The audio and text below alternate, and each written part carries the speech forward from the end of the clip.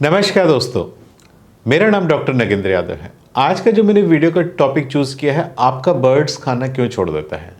देखिए, खाना ना खाने के बहुत सारे रीजंस होते हैं।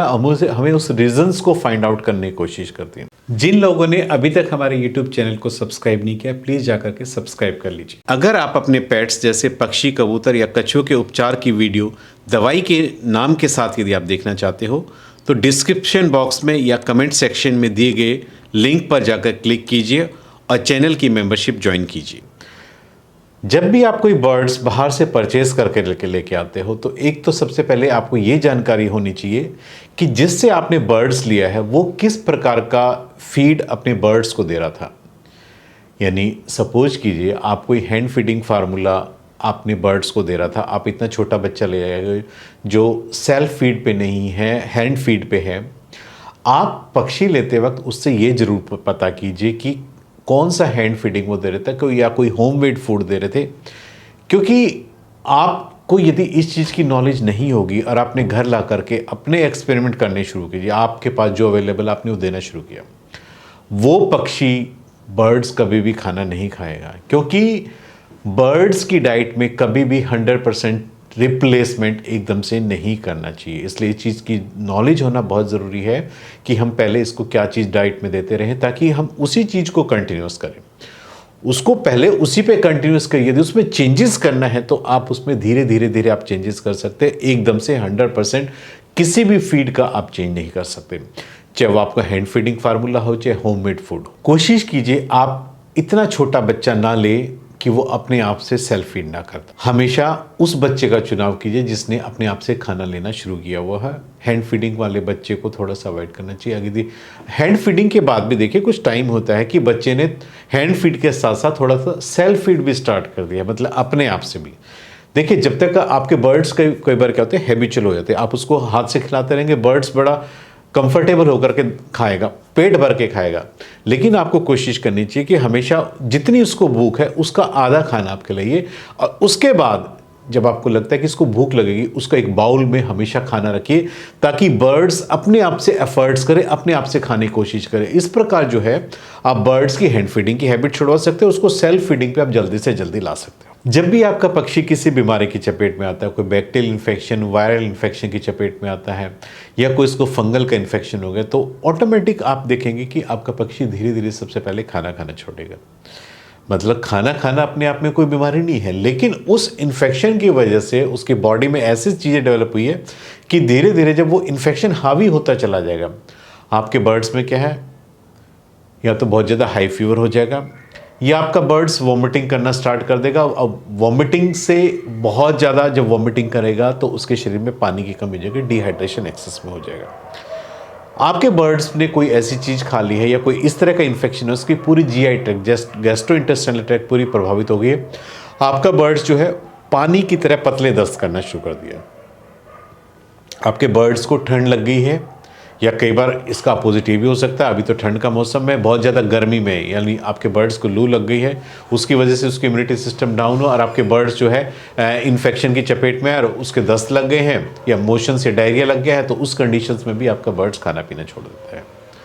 सबसे पहले तो जब भी आपका पक्षी देखिए वॉमिटिंग करता है तो जो पक्षी की डेथ होने का सबसे बड़ा रीज़न होता है, हम इस तरफ कभी भी ध्यान नहीं देते हैं कि जब वॉमिटिंग एक्सेस में हुई है तो आप ये मान के चलिए, क्योंकि पानी का आउटलेट ज़्यादा है, तो ऐसे में इन्फेक्शन होने मतलब उसके शरीर में डिहाइड्रेशन, पानी की कमी होने की पॉसिबिलिटी।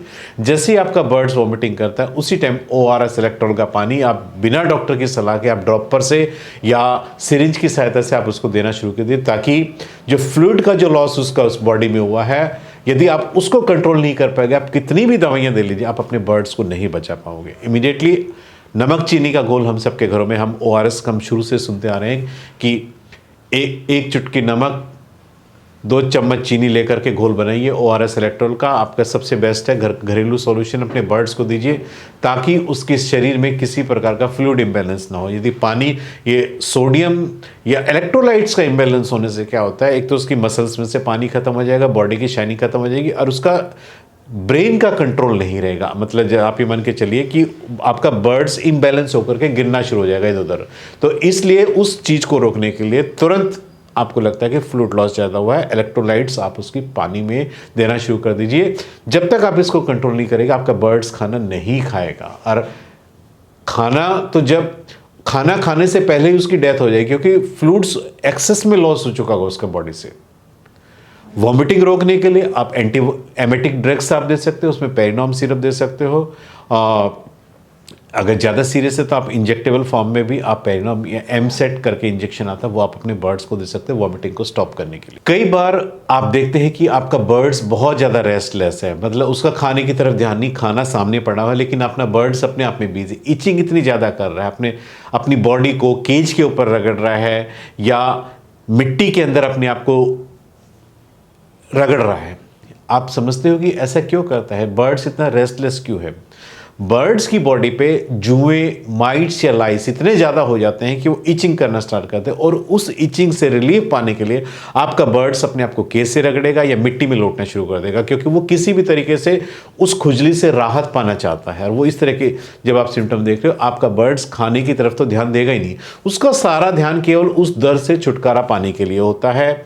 और जब तक उसकी वो प्रॉब्लम सॉर्ट आउट नहीं होगी आपका बर्ड्स खाना नहीं खाएगा, दिन प्रतिदिन कमज़ोर होना शुरू हो जाएगा, एनीमिक हो जाएगा सबसे बड़ा, क्योंकि जो जुएं हैं शरीर पे वो खून पीना, बर्ड्स की बॉडी से ब्लड सकिंग करना शुरू करती है। और जब आपका बर्ड्स एक बार एनीमिक हो गया, हीमोग्लोबिन लेवल कम हो गया, जब इसमें ब्लड ही नहीं है तो ऑक्सीजन की सप्लाई कम होगी बॉडी में, तो आपका एनीमिक होने से आपका बर्ड से लंबे सांस लेगा, रेस्पिरेटरी सिम्टम्स आपको देखने के मिलेंगे, मुंह खोल करके लंबे लंबे सांस लेंगे। ऐसी कंडीशंस में सबसे पहले उसको रिलीफ दीजिए कि उसके शरीर पे जो माइट्स या लाइस है उनका आप इलाज कीजिए, स्प्रे कीजिए, पाउडर फॉर्म में कीजिए, लिक्विड फॉर्म में स्प्रे आता है, आप वो कर सकते हो, ताकि वो जो जुए है वो ख़त्म हो सके। और उसके बाद आप कोशिश कीजिए उसका हीमोग्लोबिन लेवल बढ़ाने के लिए, उसका खून का लेवल जब तक आप नहीं होगा, उसके जो अंदर ब्लड में ही यदि हीमोग्लोबिन कम है तो ऑक्सीजन सप्लाई कम होगी बॉडी में, तो हीमोग्लोबिन बढ़ाने के लिए, खून के अंदर हीमोग्लोबिन का लेवल बढ़ जाए, उसके लिए HB रिच करके एक सिरप आता है हीमोग्लोबिन अप करने के लिए, आप वो अपने बर्ड्स को दीजिए।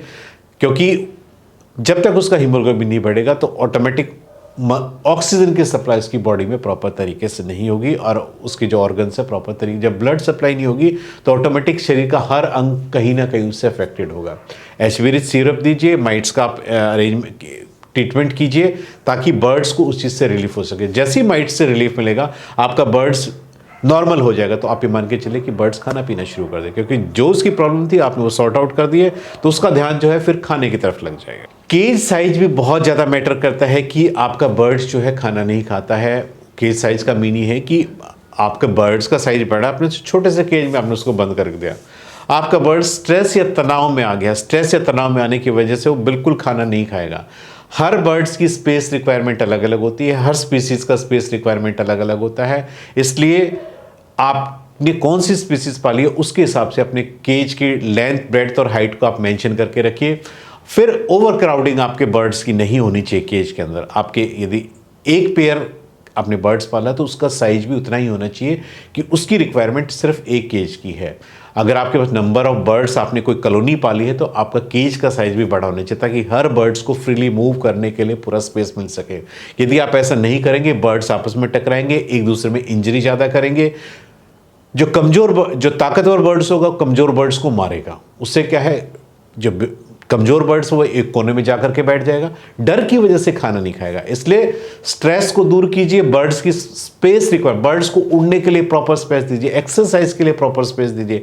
जितना बर्ड्स हेल्दी होगा उतना ही बर्ड्स आपका अच्छी डाइट लेगा। अगर वो स्ट्रेस में रहेगा या डर के रहेगा, आपका बर्ड्स खाना कभी नहीं खाएगा। इसलिए ये इस फैक्टर की तरफ भी आपको जरूर ध्यान देना चाहिए। यदि आपने बर्ड्स की प्रॉपर वैक्सीनेशन नहीं करी है, देखिए कुछ वैक्सीन ऐसे हैं, जैसे कबूतर में स्पेशली लासोटा की वैक्सीन आपको जरूर करवानी चाहिए, पिजन पॉक्स की वैक्सीन आप करवाइए।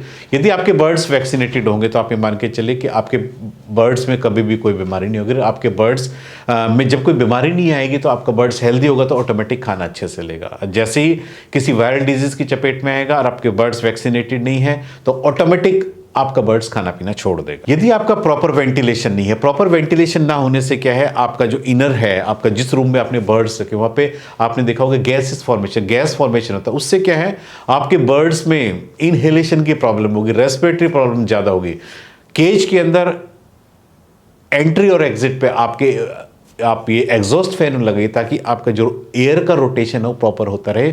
जब एयर का रोटेशन प्रॉपर होगा, ताज़ी हवा अंदर आती रहेगी, तो आपके बर्ड्स को फ्रेश एयर मिलेगी, तो आपका बर्ड्स बीमार नहीं होगा। बीमार होने के बाद ही जो है पक्षी खाना पीना छोड़ता है। आप अपने बर्ड्स को कोशिश कीजिए हमेशा बचाव के लिए प्रिवेंटिव मेडिसिन हमेशा दीजिए। देखिए, ज़रूरी नहीं कि आपका पक्षी बीमार नहीं है तो आप उसको दवाई नहीं देंगे।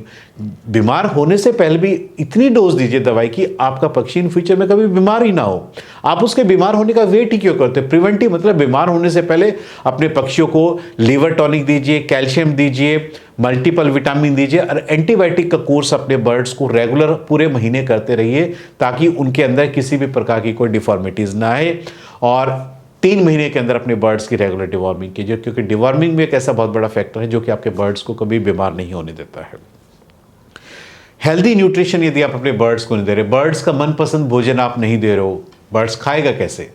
जब उसकी पसंद का भोजन ही तो भूखा ही रह जाएगा। लेकिन आपको ये पता होना चाहिए कि आपके पास स्पीसीज कौन सी है और उसका न्यूट्रिशन वैल्यू क्या है उस फूड की, जो उस बर्ड्स के लिए फ़ायदेमंद है या नहीं है। केवल पेट भरने के लिए भोजन मत दीजिए, भोजन की क्वालिटी को जरूर मापिए ताकि जो आपका बर्ड्स उस भोजन को खा रहा है उसकी न्यूट्रिशन वैल्यू उसके शरीर में वो भोजन लगना चाहिए, तभी आपका बर्ड्स हेल्दी रहेगा। आप केवल पेट भरने के लिए भोजन दोगे, आपका बर्ड्स दिन प्रतिदिन कमज़ोर होता जाएगा और बीमार होना शुरू हो जाएगा। इसलिए हेल्दी न्यूट्रिशन बहुत ज़्यादा मैटर करता है बर्ड्स को हेल्दी रखने के लिए।